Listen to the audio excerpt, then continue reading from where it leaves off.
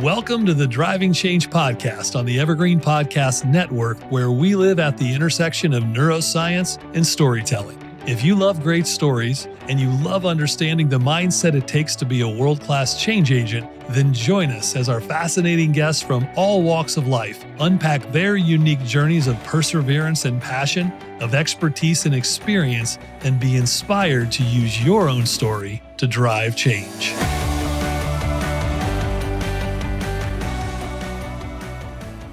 Welcome back to the Driving Change podcast. I'm your host, Jeff Bloomfield. Today's guest is someone that you're going to recognize. The topic is going to be perfect. In fact, many of you might recognize this individual from following him and being a part of his thought leadership on YouTube. Dr. Alex Lyon is with us today. And Dr. Lyon is, man, he's a bit of a star. He's a bit of a YouTube sensation. He's actually a professor of communication at SUNY Brockport, New York, but he has nearly now pushing 600,000 YouTube followers on his communication coach channel. And he's done workshops on communication and leadership for over 20 years. He's a fellow believer, and his faith is important to him, like you guys know it is to me as well. Family guy. He does a lot of teaching, research, and writing, all on workplace communication and really around leadership as well. He's a PhD from Boulder, Colorado, where he got his PhD there. Nobody cares about that, right? We know that. What we care about is how can he make us a better communicator, both personally and professionally. He just recently launched his latest book, Positive Communication for Leaders, which is probably doing much better than the one I wrote, which is Negative Communication for. I'm kidding, I didn't write that book.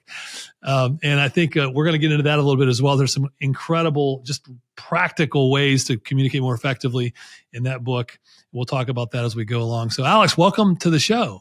Hey, thanks for having me, Jeff. Happy to be here. Our listeners always know this, and the guests, I give you the one heads up, which is let's go as far back as you care to go and tell us the origin story of Alex Lyon and where you came from, maybe those values and beliefs and how they evolved over the years and how you wound up being this amazing teacher, instructor, mentor to so many today. Tell us that story. Well, I grew up in Rhode Island, which is a place where not many people are from, but I had a great childhood there, a wonderful family. In terms of my faith journey, I was kind of going to church a little bit when my parents dragged me, but it wasn't really anything personal at that point. I went through college and I was a musician. I wanted to be a full-time professional musician. I was the lead singer in a rock band in Rhode Island, but then I decided the music business wasn't for me. It wasn't really going anywhere. And plus, it's a strange business to begin with in terms of making a future in it. And so before I was even really a serious believer, I just prayed. I said, God, give me some other kind of passion besides music, because I loved it so much. Music's amazing, but I knew it wasn't right for me. And even then, God answered. And opened doors for me to be a college professor. I fell in love with the field of communication. And it was, all gas pedal from that point. I went on to grad school, got a PhD in Boulder, like you mentioned, became a professor. And along the way, was invited to church by my now wife. I only said yes, Jeff, because she was pretty. I'll tell you that. I'll be honest, okay? What do they call that? Missionary dating? Where you're that's what she was doing. And I loved it. And started reading the Bible for myself, became a tried and true believer, been following Jesus ever since. So then somewhere along the way, I started doing consulting and workshops on the side because I love the practical side. I like being in the classroom. I love the theory, the research, but I want to make it useful for people, not just theory in a book, but what can we do with this? How can we change our lives, our relationships, our leadership with the power of communication? So I started doing workshops and then noticed I was on YouTube for everything that I wanted to learn how to do, like how to, swap out a garbage disposal to how to test tire pressure. And I thought, let's see what we can put on there about communication. Found some other good communication channels that were my mentors, really looked up to them. And I've been posting videos now for 7 years, and it's grown into something incredible. That is, I can only explain that God's just blessing it. There's no other explanation because there's a lot of great, just killer channels out there. And why mine is succeeding is sometimes a shock even to me. And so here we are now talking about it. That's awesome, incredible, and I think that's no small feat, right? To have that many followers on a YouTube channel, you just didn't fall off the turnip truck and make that happen. That happened over a course of probably time and a lot of hard work, and to your point, probably a little bit of favor along the way. So that's great. Let me ask a question before we get into some of the skill, the art, and the science of communication, which is your expertise. I'm curious when I meet a professor today, because we have them here on staff, and we have a lot of partnerships with a lot of professors. And my daughter just graduated from the Ohio State University in May, and she has a secondary education degree. And her and I had a really heart-to-heart talk. She ended up, instead of going into education, she ended up going on staff at Young Life. And one of the conversations was just how anti our values and beliefs universities have become today. And when it comes to communication, and there's so much tension out there today between higher education and some of the, maybe I won't say some of the biblical values, but just some of the universal human values that many of us grew up with. Have you found that to be a challenge for you and how you operate inside that ecosystem today? Yeah, it's a strange time for Christian professors. I work at a state school. So I can't go into the room and just proselytize, Sure. So there are restrictions, and that way there always have been on state professors.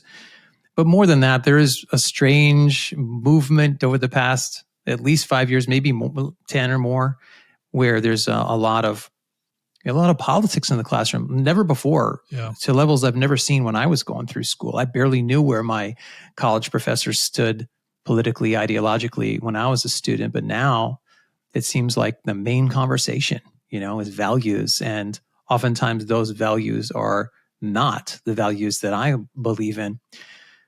Thankfully, Jeff, I've got tenure. So what I do is, even though I can't proselytize, everybody in the first week in my classes, all my students, they all know I'm a Christian. I just say it. And I use examples that mention my pastor, that mention going to church. And I still play bass on a church band sometimes, and I mention those things, and they hear it and they get it. And then what that does, though, is that it creates a really great atmosphere for all of my students who are churchgoers. And so they get more vocal in class and feel like they can be themselves. And then they're really the ones who end up driving any kind of discussion. And they're free to do that because they're students. They don't work there. And I just try to make a welcoming place for everybody.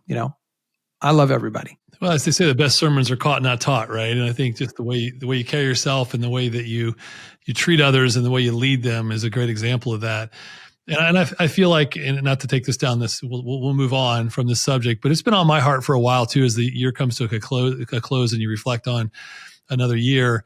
Is the word of inclusivity seems to be the buzzword over the last couple of years, but it's at the exclusion sometimes of dissenting voices that don't believe in some of those things. And so I think it's a challenge. And so I'm glad to hear you found a nice way to continue to live those values out and be an example and a light on a shining hill on an otherwise darkening storm cloud mountain, which it could seem like. So let's get into a little bit about your philosophy on communication. How would you describe at its just core form, like what is communication and what makes the way that you approach it slightly differently than maybe the masses? Well, the word means a lot of things to a lot of people.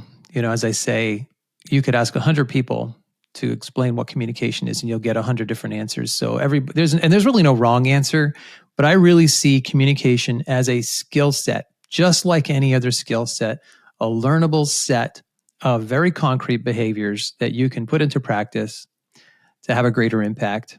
If you take someone, for example, who is really good at whatever their technical skills are, whether they're an engineer or they're in IT, anything, and then you add on to that communication skills, the person with the better communication skills is going to have an increased impact. They're going to have an outsized impact and influence because they've taken that extra step of taking what they know and figuring out a way to share it with other people, to teach people, to persuade people sometimes to change their mind or to change their direction.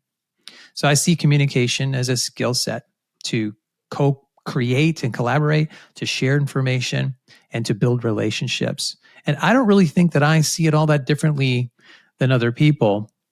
I think what I've been told by others, however, is that I managed to boil things down into behaviors that are really actionable and not keep it just a general conversation about communication, but get really actionable and say, here's like the 3 things you need to do if you want to get rid of fillers instead of saying, or what can you do? Or if you want to make better eye contact, here are the 3 things you can do. So I try to make it extremely concrete and take all the mystery out of it.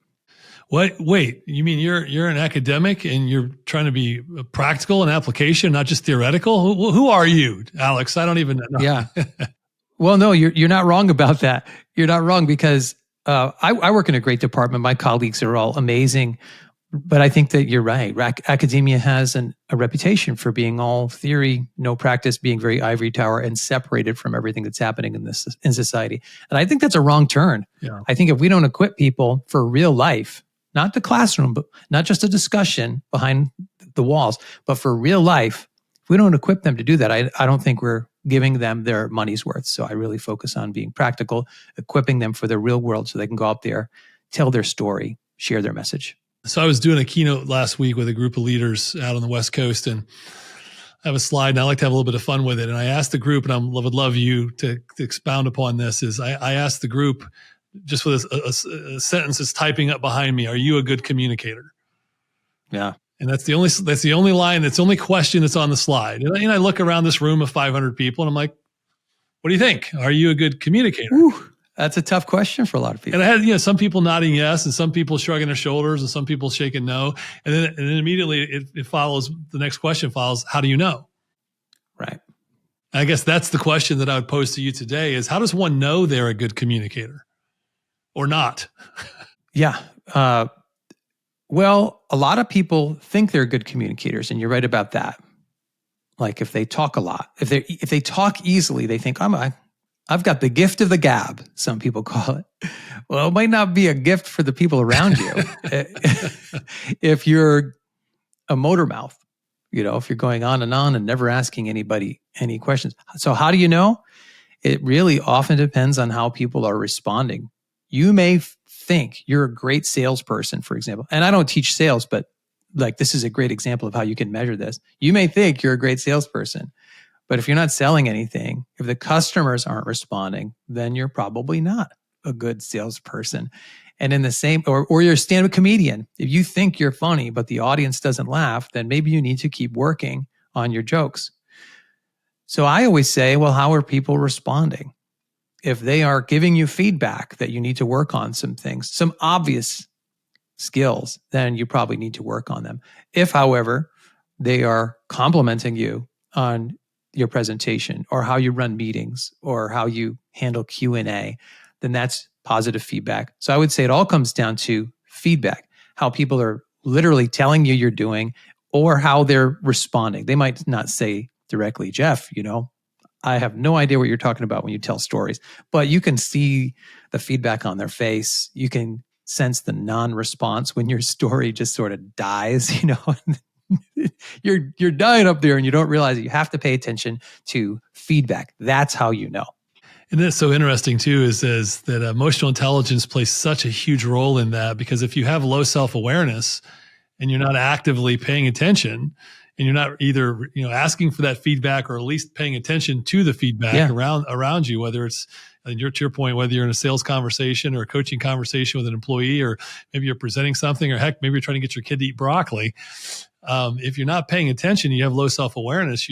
There's a lot of people that don't know that they're not very good communicators because no one's either told them or they've never asked the question, right? That's right. Yeah. And they think everybody else is the problem. If you're one of those people that thinks everybody else is the problem, then that might be another sign. Yeah, that could be. Well, when you think about the practicality of what you teach, and we can get into the book too a little bit, because I think that's a great, you have it really chronicled so well in positive communication for leaders.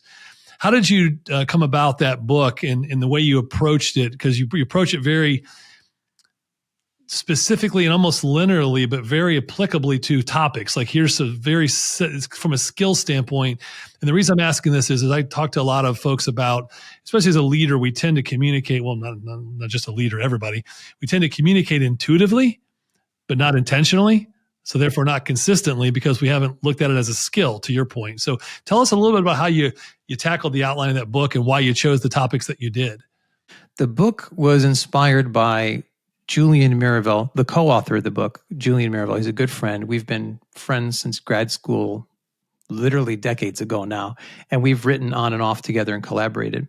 So he wrote about this model of positive communication 10 years ago. He came up with it and wrote a book called The Art of Positive Communication. It was much more of an interpersonal, one-on-one book, which is his area of focus.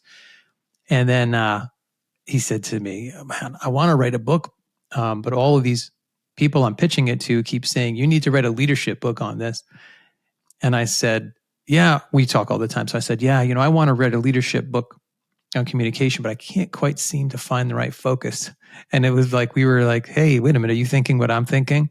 So it's comes across as really deliberate because we built the whole book around Julian's model of positive communications, those 6 key communication behaviors that you can approach it intentionally. It's like a syllabus for your day, syllabus for your week in terms of what do I need to work on this week? Well, these are the 6 key behaviors. And if you work on all 6, it really becomes a very well-rounded approach to working with your team, certainly one-on-one and even organization-wide, how you can implement these across the culture. What are your favorite 2?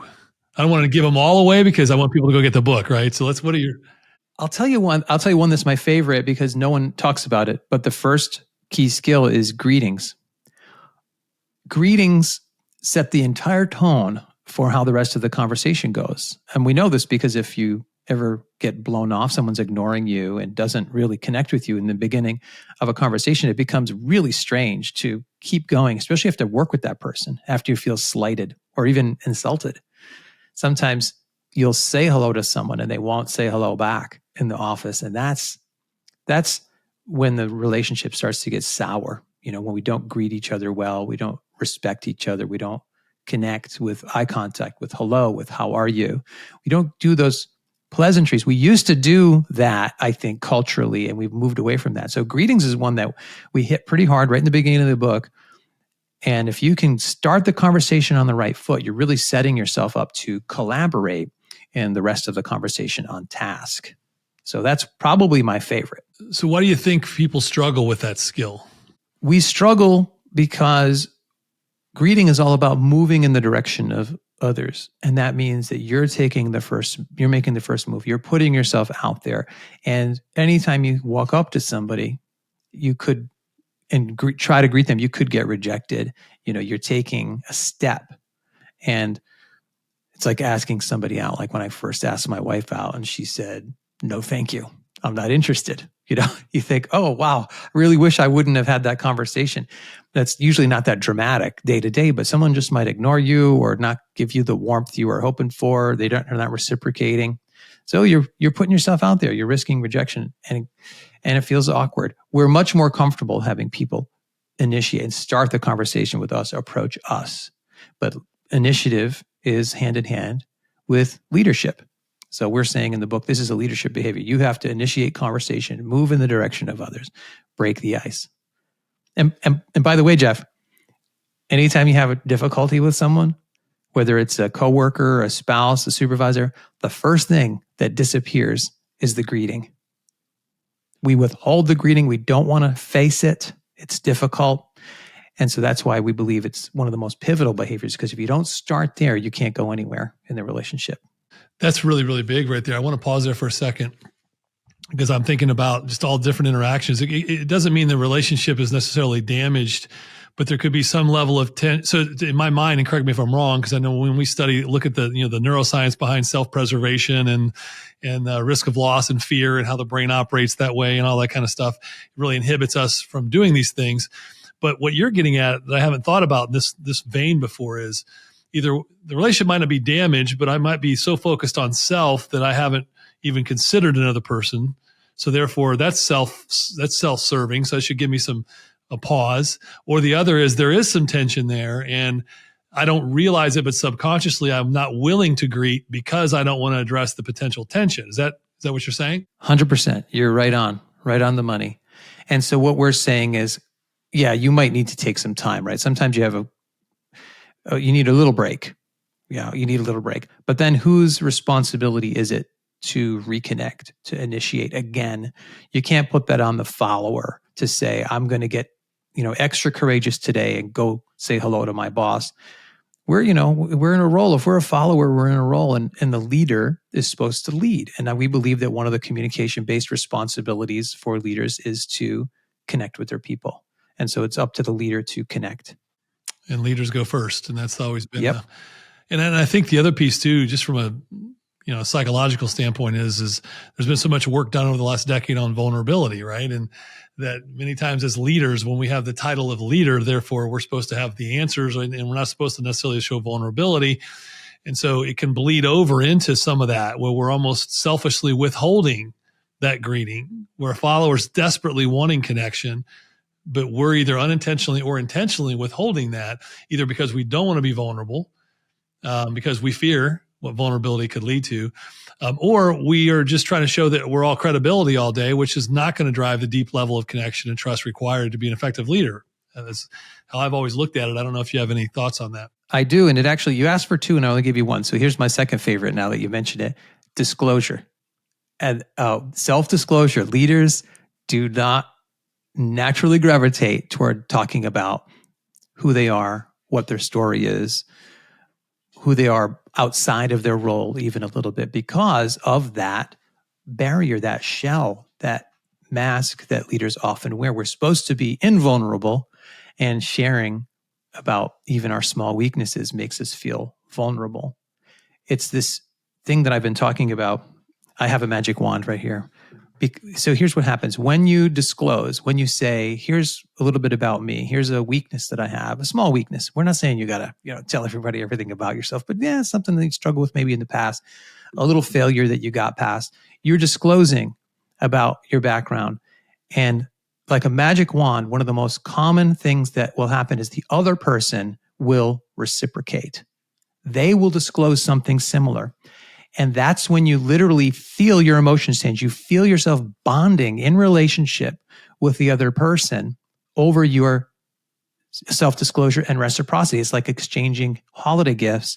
You feel like, wow, we just deepened our connection, which is so important because as a leader, we feel like we can't exist outside of the job description, our job title. But when you puncture that, that's where the gold is. That's where the relationship forms. And that's where your team, your people will start doing anything for each other to move forward, to make a project work, because now you're doing it not just for the project, but you're doing it for each other. And it's a really powerful relationship deepening act to disclose. So for those who are just listening and not watching on video, if you also thought that his magic wand was a metaphor, no, he literally had a magic wand he pulled up. So just so you know, for those listening, and if you felt it, if you felt the energy of the magic wand, if you're just listening, driving around the car. And I think that's where so many of us get in trouble. We're either so busy and consumed, our task mode network brain, a part of our brain is just constantly focused on what I have to do. But the moment you step into a role of leader, which there's lots of ways to lead, right? But when you can lead laterally and you don't have to have the people reporting to you. But the minute that you have someone you're responsible for, that becomes such an important, powerful skill, because it's probably the primary part of a leader's job, right? To help create an environment where others feel included, safe, and productive. And the best way to do that is disclosure is a great skill to be able to do that. How much is too much? I get that question sometimes. Yeah. Well, you don't want to share everything because it's maybe not fitting for the workplace. You don't want to get too personal too fast. So our recommendation is the book is to disclose a little bit and then see how they handle it. And then use your judgment on disclosing more. But you can always talk about professional struggles that are from the past that might be similar to what the team is facing now. You can talk about your life outside of work a little bit, your family life, if you're comfortable with that.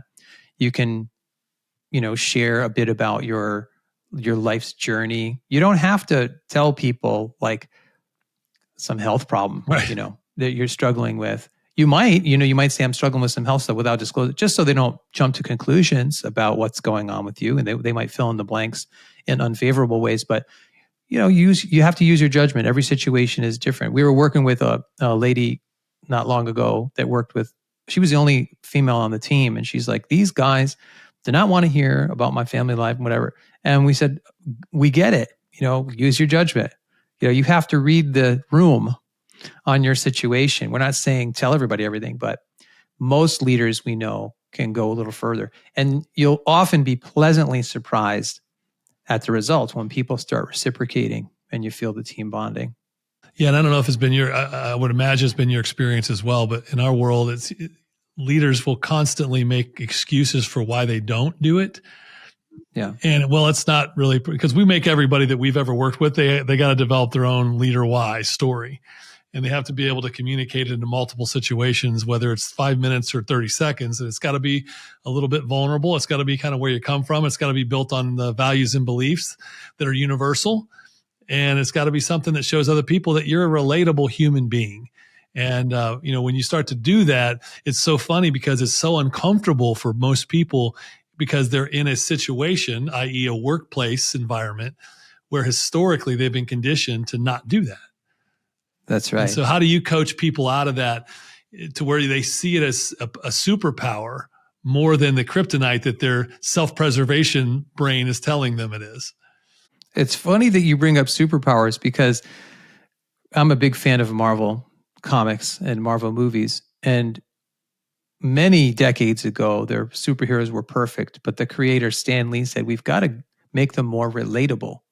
And so he gave almost all the superheroes in the comics some kind of flaw that the average reader could relate to. It's very hard to relate to Superman because he doesn't really have any personal weaknesses. Yeah, he has a kryptonite, like you mentioned, but he doesn't struggle with ego or with alcoholism or with anger, right? Like the Hulk or Tony Stark. But the Marvel comic heroes all have humanity in them. They all have that flaw. And when you let people know who you really are, we tell clients, you become much more approachable. You become a real human being. Nobody expects perfection from you anymore. They can relate to you. They see themselves in you. And that's way more powerful than some kind of cultivated image that is meant to look like they are a cut above everybody else. It's very hard to relate to leaders who project nothing but the ideal. It's hard to relate to them. It's hard to feel like you're passionate about working under a leader like that. We like it much more when we can relate. And one of the ways we relate is by showing people that we're just like them in many ways. Yeah, it's so hard too, right? And I think when I look back at the younger me, so much of that I wish I could have went back and coached myself on in my early to mid 20s and beyond, and probably even earlier than that, because it is you have to arrive at, you got to kind of deal with some of the junk in your own brain trunk, as we say, right? To recognize that, to become really comfortable in your own skin, and it really circles back to identity and your purpose on this planet, and why you believe you're here. And if you don't believe that you have value to others, you don't believe that your story matters, and you don't believe these things that anyone cares, or there's a lot of fill in the blanks of why I won't do that. And some of them are pride related, and others, some of it is the opposite of that, where it's fear related. Either way, it's all kind of mounts up into this, I hate to say it this way, but you're robbing people. Yeah. You're robbing people of the intimacy of a great relationship with a leader that they would run through walls for because of either fear or pride. You got it. The relationship to us is at the center of this book and the center of my belief system. If you're a leader, then the bottom line, regardless of your industry, is the relationship. The relationship will outlast oftentimes the organization, will outlast year to year revenue reports, will outlast new product launches. Years later, I know guys in their 60s, in their 70s that still talk about their high school football coach and the relationship they had even after their coach has passed away. That's the kind of impact a relationship can have on somebody. Companies come and go, but relationships, and I believe this, can in a way be eternal even. They can go beyond this life and into the next in many ways. So I don't think you ever lose. There's no way you can lose by investing in the relationship. And I think that's what leaders have to start thinking more about, is not their image, not their charisma, not their high profile, but the quality of their relationships with their people. Boy, if Dan were here with us on my team, he's Mr. He would be amening in the background 50 times, right? Because he's big on that starfish, the relationship piece there. Yeah, that's huge. It is huge. And I will say that when I think about, and I'm curious as we kind of round third here, head for home, we have so many inputs coming into us now that we never used to have before. So managing relationships has become much more complex than it was when we were growing up. And what advice would you give to these younger, even the millennials are now, believe it or not, gosh, they're up to 42 years old, but the Gen Zs are in their 20s and millennials are 27 to 42. And then the alphas are coming up behind them in a completely different world than you and I grew up in. And so you teach a lot of these college kids, obviously, every day. What advice do you give them on how to process from technology to the way the world has changed, to how all of those different and various inputs are impacting us, maybe not in a great way, in how we communicate to build relationships? Well, I'm sure it's very similar to advice that you've given people. You have to just be very selective about what you expose yourself to and how involved you get on social media. Like I'm on social media. It's basically LinkedIn and YouTube and a little bit of Facebook to stay in touch with old friends. But like some of my students, they're on their phone 10 hours a day and they're totally detached from reality because they're in the internet reality. And so what I say is you got to, don't hesitate to unplug if you're feeling overwhelmed. Don't hesitate to get off some of those platforms. But then the other thing, it really comes down to the simple practice of you prioritize the person who's right in front of you. Whoever you're in the room with, one-on-one or in a group, those are the most important people right now. So don't be distracted by what might be happening on your phone, the fear of missing out. Don't be distracted by what is going on the internet. Just focus on the person in front of you. And at least for that interaction, you're going to be present. You're going to invest in the conversation and in the relationship.